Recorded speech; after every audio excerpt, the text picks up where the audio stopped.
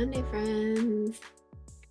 We had quite the weekend, and I will be talking about some of that in Friday's episode. Essentially, that's going to be how do we scale our businesses while the world is fucking on fire? And talking about, you know, some things like tangible things that we can do, and just talking about, what's going on here because the fuck is going on here. Anyway, but that's not today. Today, we're going to talk about systems to scale. It is part two. And this one is really all about saving time and making money. So, this is going to be more workflows.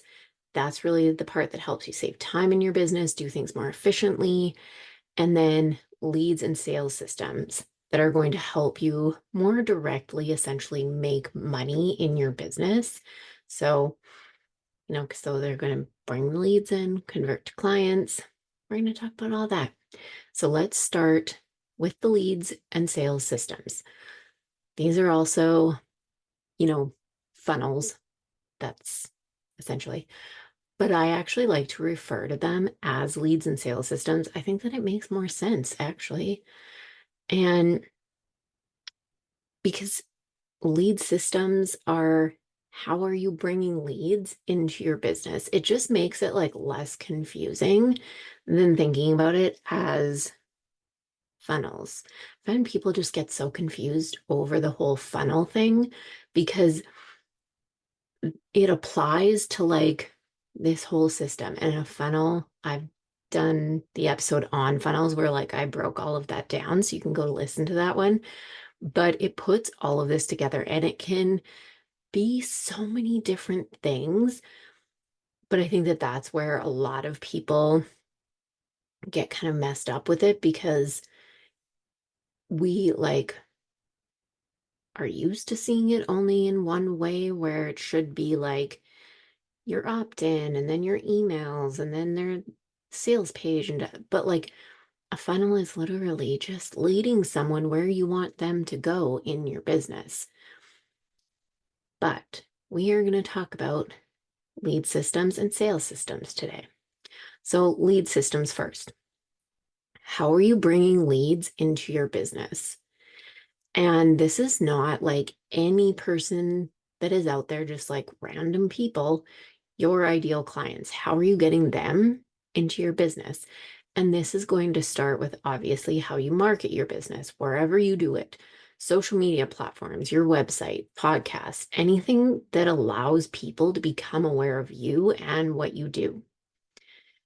So, this really starts off this system, and you can have workflows kind of in place for all of these things to make this easier so that it's not a thing of, having to think about all the time, okay, but I have to post here and I have to post there, and this goes, and all of these different pieces.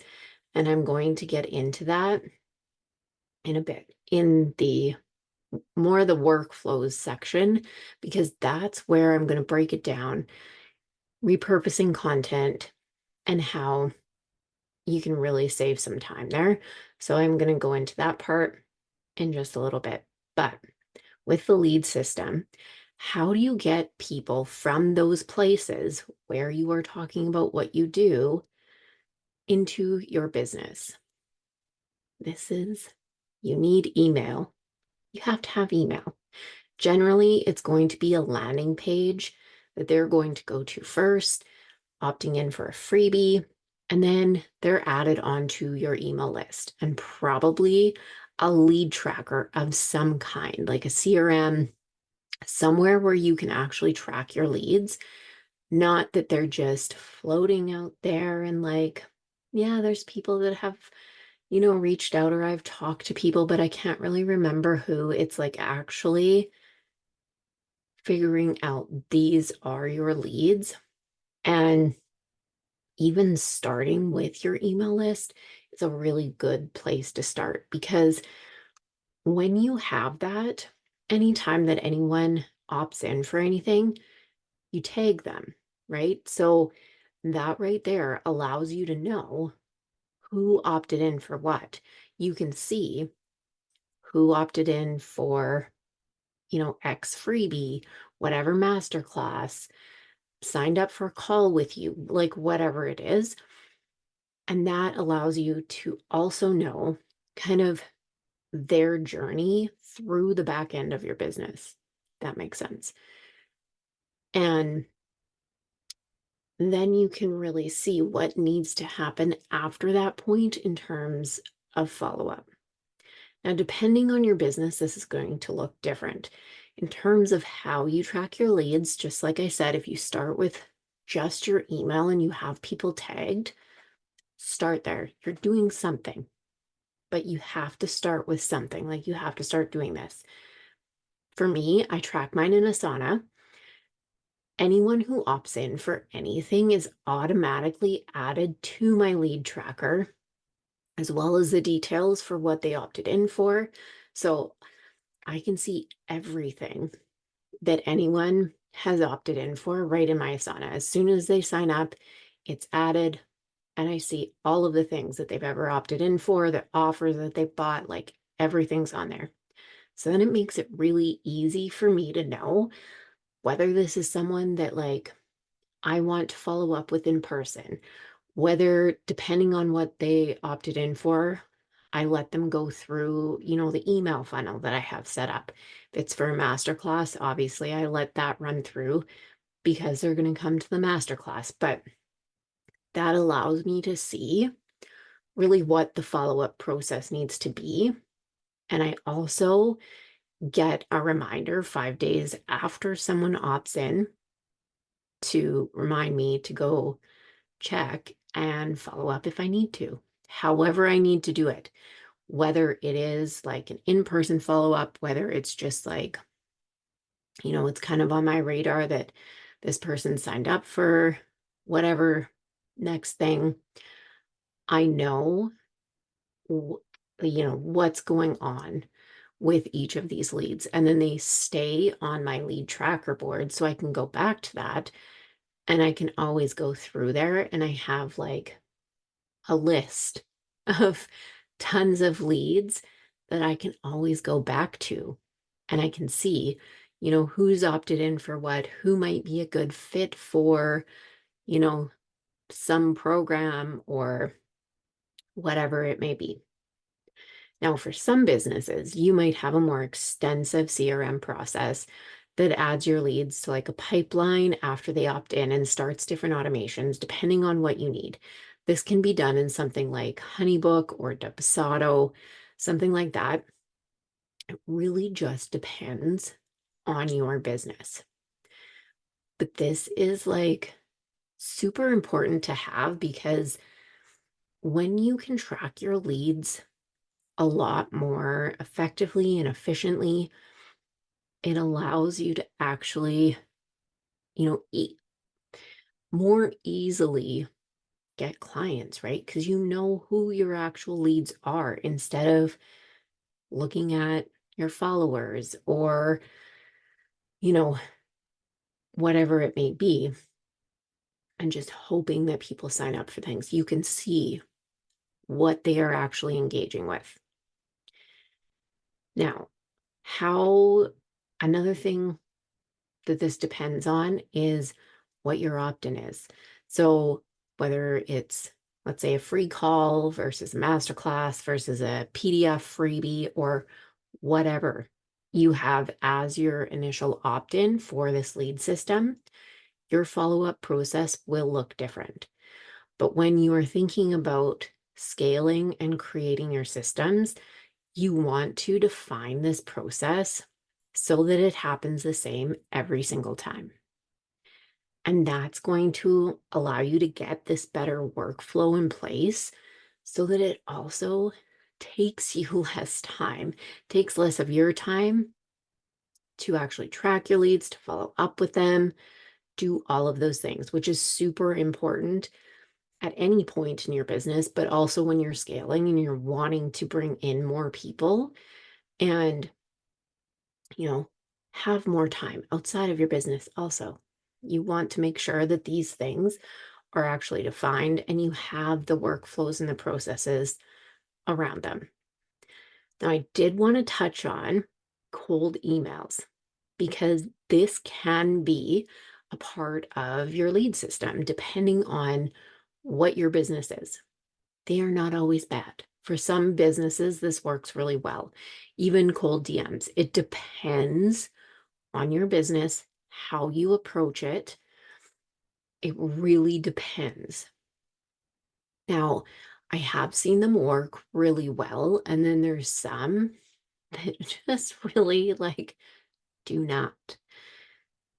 They, you know, the ones that are very much set up like AI, and it's just like a spray to anyone, obviously do not work very well. And sometimes, like, they'll have the generic template and your name will be missing, and it's just like so very generic and not at all what you need. Like, I'm sure you've seen those ones. That kind of thing, no. But for some businesses, you do need to there are programs that allow you to actually identify who would be good leads for your business. And then from there, you can send out, cold emails, cold DMs, and really see what happens from there. What I would think about is, well, there's a few things, but definitely have a way to track the ones you're sending so that you can look at the data and see how they're actually performing. And then you can adjust them accordingly, looking at the open rates, looking at the number that are converting, depending on, what that looks like, whether it's getting on a call, whether it's actually going straight to a purchase, whatever that looks like. But really tracking that and looking at the data and really trying to work in more of a personal touch. That's going to be huge because none of us want to be sold to by a bot, right? Like, you want to know that there's a person on the other end that is actually sending this out, that is actually interested. And this doesn't mean if you have to send out thousands, like personalize every one, but it's really thinking about how can you add in like something personal or, make it more personal when you are sending them out. So just some things to think about there. Now, sales systems. This is obviously linked to your lead system, but it should be thought about kind of as separate because they don't do the same thing. Like, your lead system, that brings leads into your business. Your sales system converts your leads to clients. So the lead system feeds into the sales system. But like I said, your sales system is how you actually convert your leads to clients. And it doesn't mean that the process has to be super long, but there are these two separate parts. And you need to kind of think about it separately like that, because sometimes people get stuck because they'll have a freebie out there and they're getting leads in, but no clients. And it's like, well, why is that happening? Like, what is going on here? Well, you don't have a sales system set up. Like, the other side of the process here is missing. It needs both because you need the other thing to actually convert people. So I have a couple examples for this. So one of my clients has a free trial of her fitness classes for a week. When anyone opts in, they are signing up to try out the classes. That comes first. That is the first thing. So you sign up, you try out the classes. It doesn't go straight into, okay, as soon as they sign up, before they even try, okay, sign it, like, bye. No, no, no. We have to like give this time. And I know no one loves to hear that, but we need to do this because people need to actually try the thing out. But once they've experienced these classes, she's able to have the conversation with the person, continuing the fitness, like about continuing the fitness classes and continuing in a paid capacity. But there are two parts to it. It's really getting these people in marketing where she does to get people actually signed up to try, then getting them to try and having that conversation to see if they actually want to continue. So it's like the two parts there. Another example, I was helping one of my clients set up a webinar, and we were going through this because she initially wanted to preview it as like, or position it as a preview of her program. And there's a few reasons that this does not work. So I am sure that you have gone to one of the master classes because this used to be like the big thing to do. It's not, I feel like it's not so much anymore. People have caught on to the fact that this doesn't work, but it used to be the big thing where you'd sign up for the master class and it was basically just a pitch for the person's program. It wasn't an actual freebie of any sort to like help you with anything. Like it gave you nothing other than more details about their program, right? People hate that shit. Like no one, no one likes that because most of us know when we're signing up for these things that likely you're going to, get sold something at the end, or there's going to be some talk of like, this is how you can work with me, whatever. But the whole thing cannot be, here's how to work with me.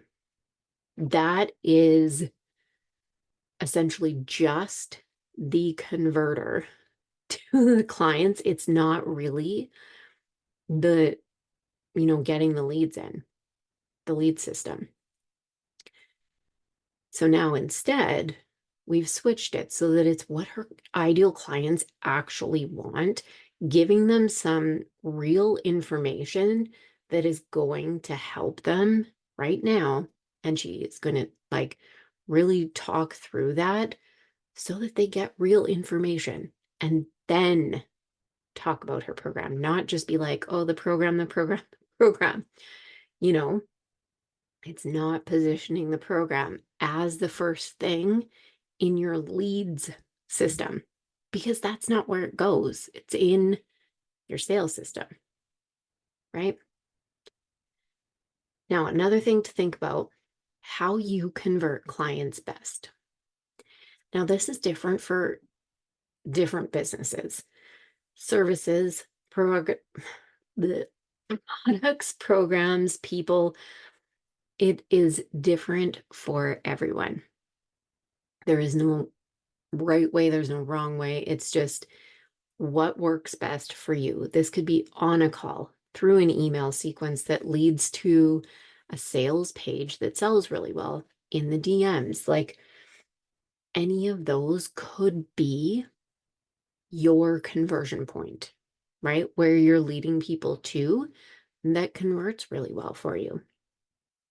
What you want to think about is the way that you have converted clients in the past and what's worked best.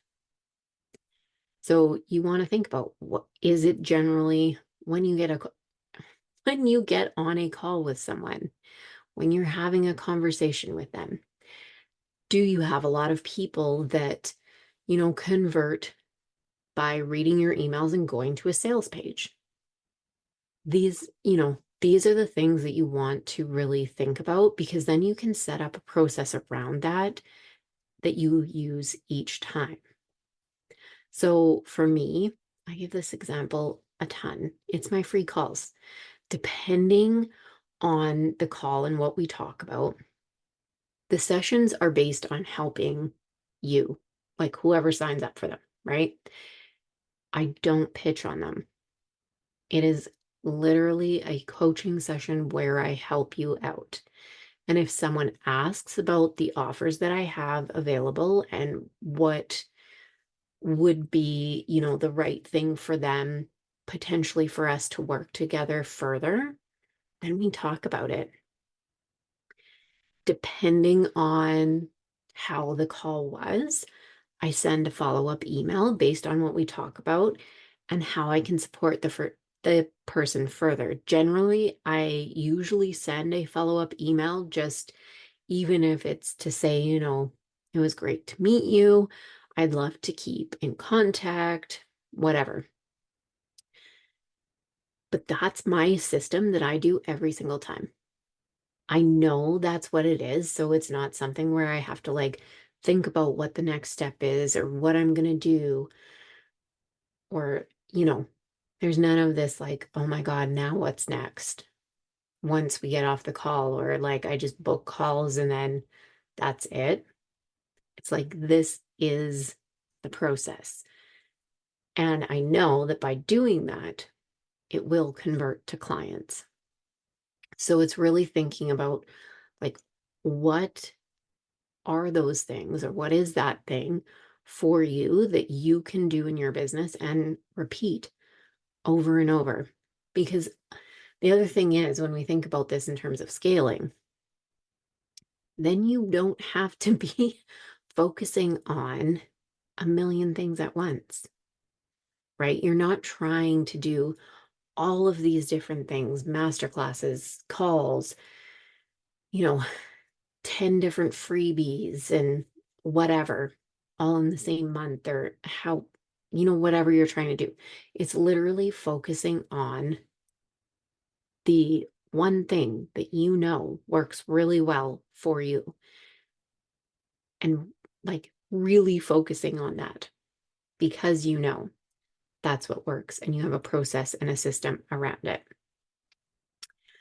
Now, some other systems and workflows, this is more for, time saving, helping you do things more efficiently in your business. And there are so many that you can potentially set up depending on your business and what you really need. It can be the way that you do things, and I'll give you some examples so that that makes more sense, or it can be automating things to save time. There's lots of different options and things that you can do here. But this is really how you're going to create like efficiency in your business, instead of going into each week and feeling like you have all of these things to do and not really knowing like what the fuck you do first and what happens next and what happens after you do like this thing, and it's kind of all over the place. This allows you to have more of a structure for things so that it actually makes sense and allows you to get more done in less time. So for content, like I was saying before, this is a really popular one. Depending on if you batch your content or you do it ahead of time, you can use content scheduling tools to schedule your content to save time during the week. I love Later. I don't use it anymore just because I don't generally batch my content ahead of time as much as I used to. I do it more like in the moment now, but that is the one that was my favorite. And I have tried so many. I have tried so many just because I also really like to try these out so that I can give better recommendations on them. And Later was my absolute favorite. So if you are looking for a content scheduler, I would highly suggest checking out Later. Now, repurposing, I have no idea why I am having such a hard time talking, but anyways, repurposing across platforms. Now, this is huge because we don't want to be like, none of us want to be making a million pieces of content for, every single platform. And there is a caveat to that because for some platforms, you are going to have to adjust things. Some content does not work the same across all platforms. Like if you are posting on Instagram and LinkedIn, the content on each of those is a bit different. Some posts, depending on the way that you post, can go over, but it really depends. And a lot of the time, you do have to adjust it for it to land properly on each of them. However, using content from Instagram or Facebook for your emails, repurposing it for that is a great idea. Using your podcasts for blog posts, another really good one. Pinterest. This is like, I feel like Pinterest is one that not enough people use, and you really should because it's free marketing and it's very easy. You can also set on there for it to auto publish your posts from Instagram, and then they go up there automatically. And you don't have to do all that much. I mean, there's a couple things that you should probably do, put them on the right boards and things like that, but it makes it so much easier because it automatically puts it over there. And then there's just like a couple adjustments that you need to do, and it takes literally no time at all. And then it's up on another platform. But on Pinterest, like adding podcast clips, blogs, freebies, all of that, and getting it across different platforms. Now, in saying this, you also don't have to be on every fucking platform that exists. Like, this is not your sign to go be on every single platform.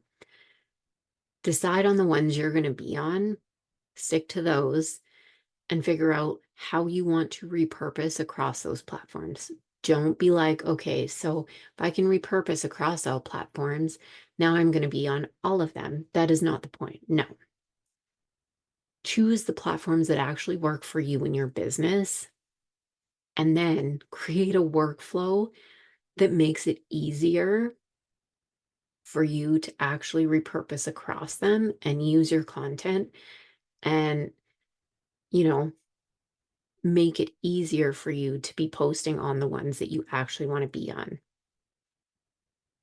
So, one thing that I do is I have my podcast show notes automatically added to Asana every time that I publish a podcast. So, right when it's published, it automatically adds the show notes into Asana.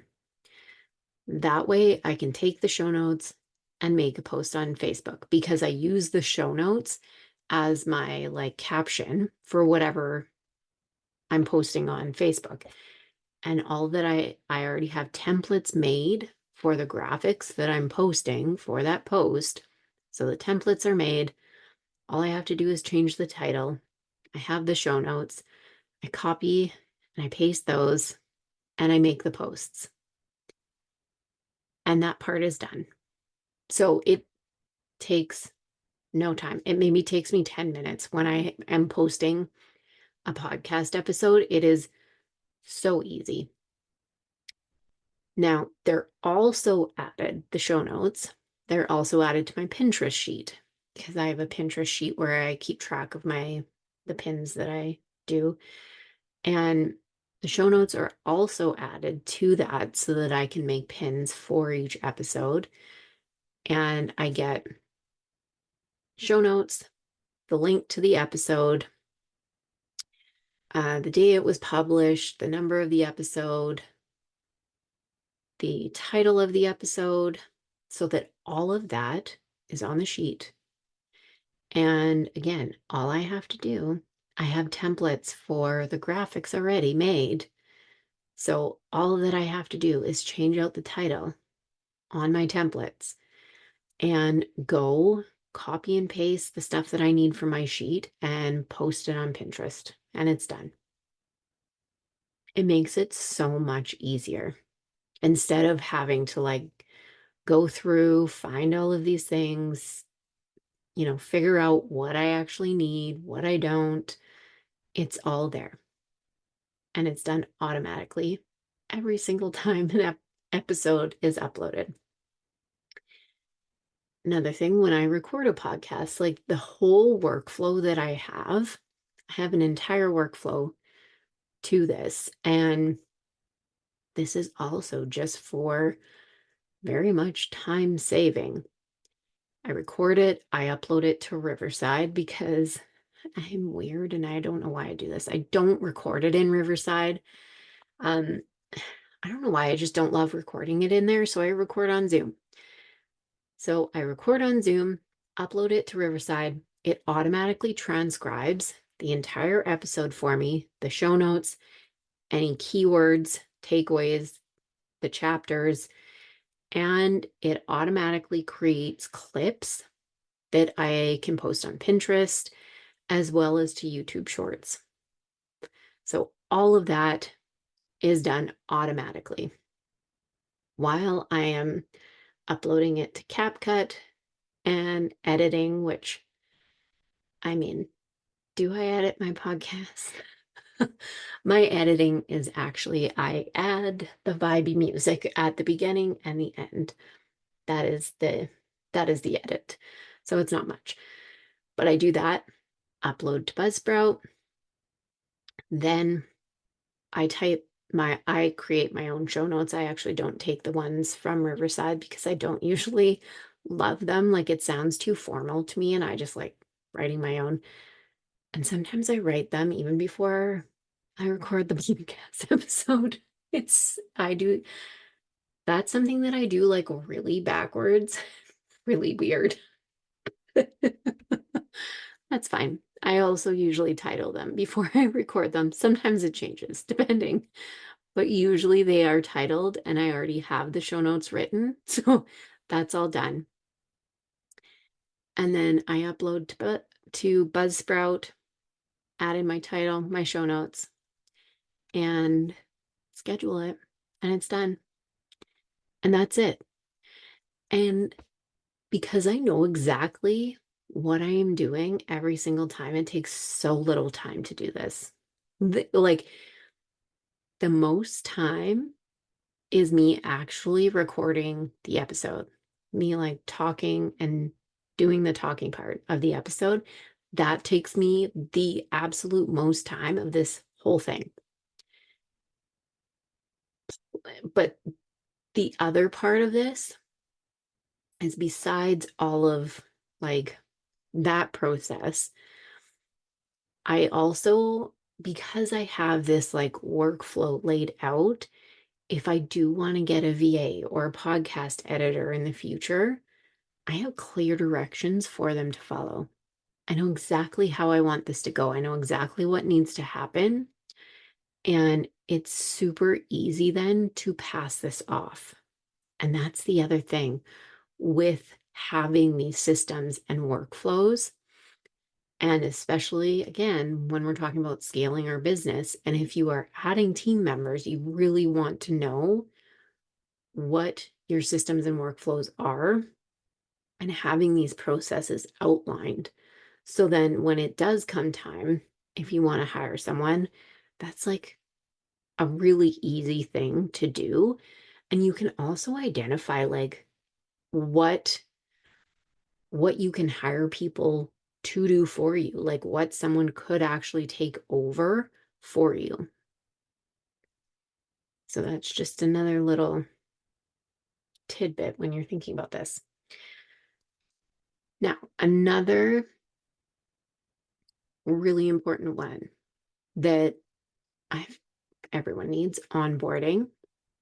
This is a huge one.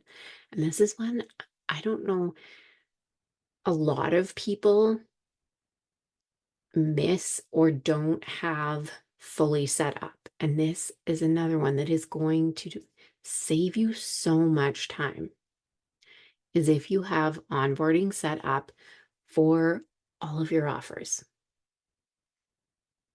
Now, for my onboarding, what this looks like just to give you an example, is when someone signs up for any offer, whether it's, they come into Impact, like my hybrid group program, or it's a one-on-one client.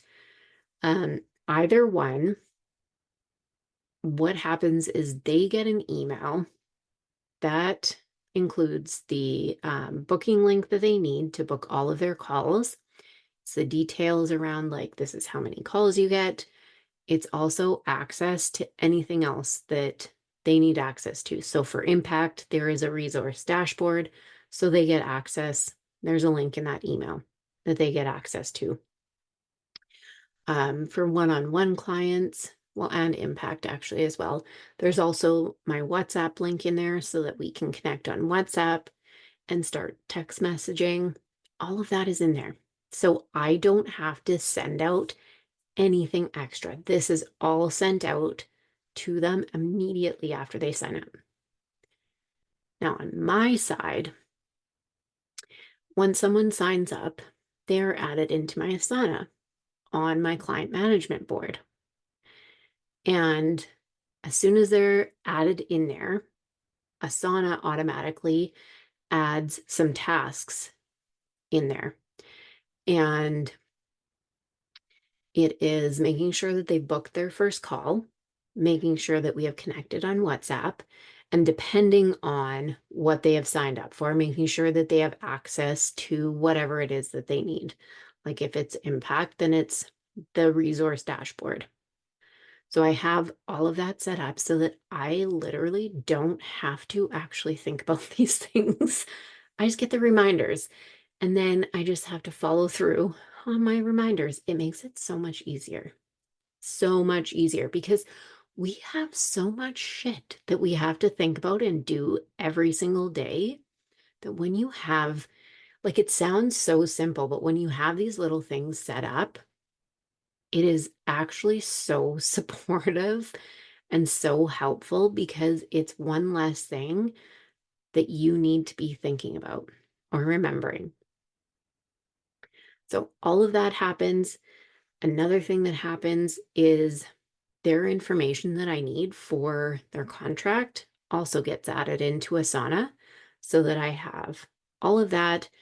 And then I can just copy and paste it into whatever contract I need that's in HoneyBook. And I have my templates in HoneyBook.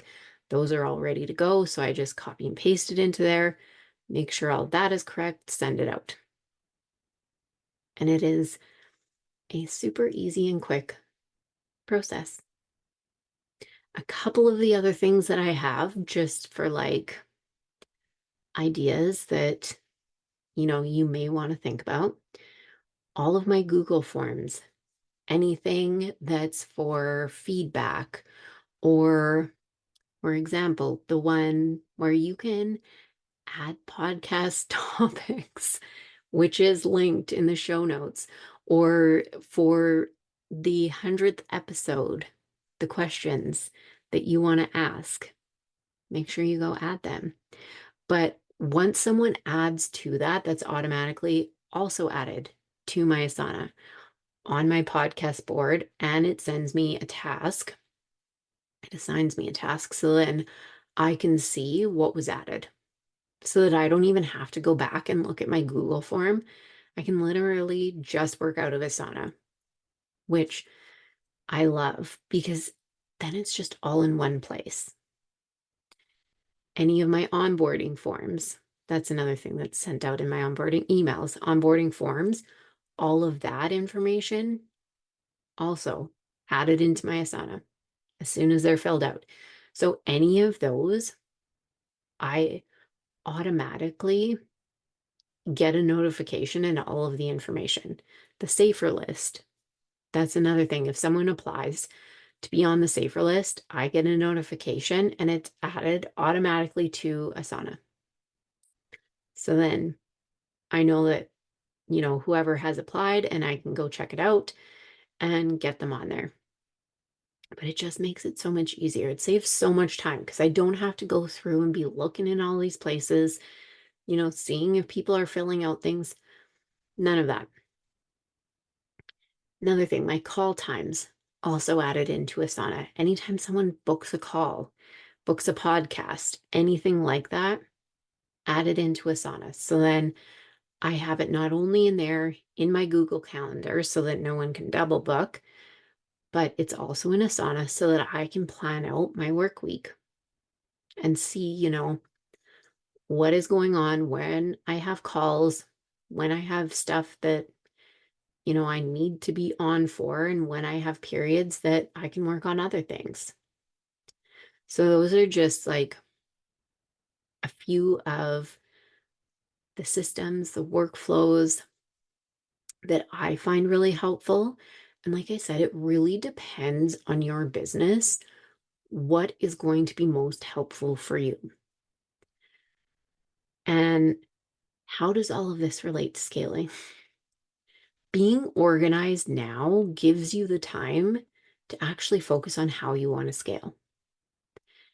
And it just allows you to have time for your business to work more, like run more efficiently, for you to work more effectively. When you have more time, you can take on more clients, you can increase your capacity. All of those things are actually available to you when you have systems and workflows in place to support you.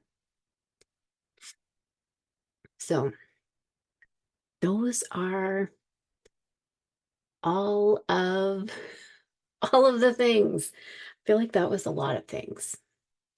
I'm recording this later at night, so I am also very tired. But I hope that this was helpful. I hope that that gave you a lot of ideas of things to think about. I do want to let you know I went through more of this and just more of like the scaling talk in the recent masterclass that I did, and you can still grab the recording. I will put the link for that in the show notes because you should go grab that. It was such a good masterclass and just really real talk on scaling your business. So go grab that. And if you want to go through this together and see what you specifically need for your business in terms of, leads and sales systems, workflows to save you time, any of the other systems, all of that stuff, grab a free systems and strategy to scale session, and we can go through this for you and really see what would help you out the most right now in order to get your business moving ahead, save you more time, and allow you to focus on the things that you really want to. So the link for that is also in the show notes. All of the links in the show notes. And I hope you enjoyed this episode. If you did, I would love if you would share it with a friend and give the podcast a 5-star rating and review. And as always, go after everything that you fucking want and be unapologetic about it.